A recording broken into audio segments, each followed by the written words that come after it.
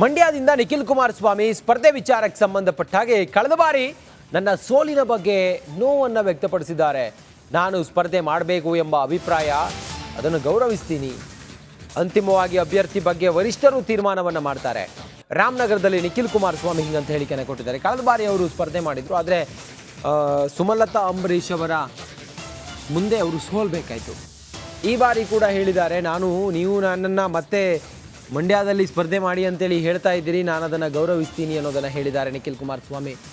ಮಂಡ್ಯದಿಂದ ನಿಖಿಲ್ ಸ್ಪರ್ಧೆ ಬಗ್ಗೆ ಅವರು ಮಾತಾಡಿದ್ದಾರೆ.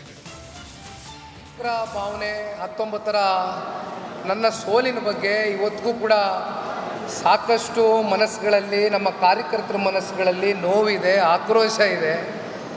ಹಾಗಾಗಿ ಸಹಜವಾಗಿ ಮತ್ತೆ ನಿಖಿಲ್ ಕುಮಾರಸ್ವಾಮಿ ಅವರೇ ಅಭ್ಯರ್ಥಿ ಆಗಬೇಕು ಅಂತಕ್ಕಂಥದ್ದು ಅವರ ಅಭಿಪ್ರಾಯಗಳನ್ನ ಅವರು ತಿಳಿಸಿದ್ದಾರೆ. ನಾನು ಅದಕ್ಕೆ ಗೌರವಿಸ್ತೇನೆ ಖಂಡಿತವಾಗ್ಲೂ.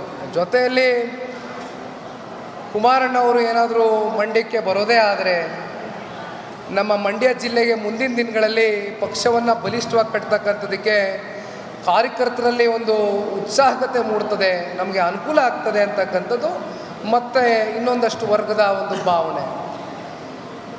ನಾನು ಹೇಳ್ತಕ್ಕಂಥದ್ದು, ಇವತ್ತು ನಮ್ಮ ಮಂಡ್ಯ ಜಿಲ್ಲೆಯಲ್ಲಿ ಭಾಳ ಸಮರ್ಥವಾಗಿ ಬೆಳೆದಿರ್ತಕ್ಕಂಥ ನಾಯಕರುಗಳು, ಬೆಳೆಸಿರ್ತಕ್ಕಂಥದ್ದು ಕಾರ್ಯಕರ್ತರು ಭಾಳ ಜನ ಇದ್ದಾರೆ. ಯಾರ್ಯಾರು ಆಕಾಂಕ್ಷಿತರಿದ್ದಾರೆ ಈ ಚುನಾವಣೆ ಸ್ಪರ್ಧೆ ಮಾಡ್ತಕ್ಕಂಥದ್ದಕ್ಕೆ ಮಂಡ್ಯ ಭಾಗದಲ್ಲಿ ಅಂತಕ್ಕಂಥದ್ದು ನನ್ನ ಗಮನಕ್ಕೆ ತಗೊಂಡು ಬಂದಿಟ್ಟರು. ಅದನ್ನು ನಾನು ವರಿಷ್ಠರ ಗಮನಕ್ಕೆ ಮುಟ್ಟಿಸಿದ್ದೇನೆ. ಹಾಗಾಗಿ ಇದಕ್ಕೂ ಕೂಡ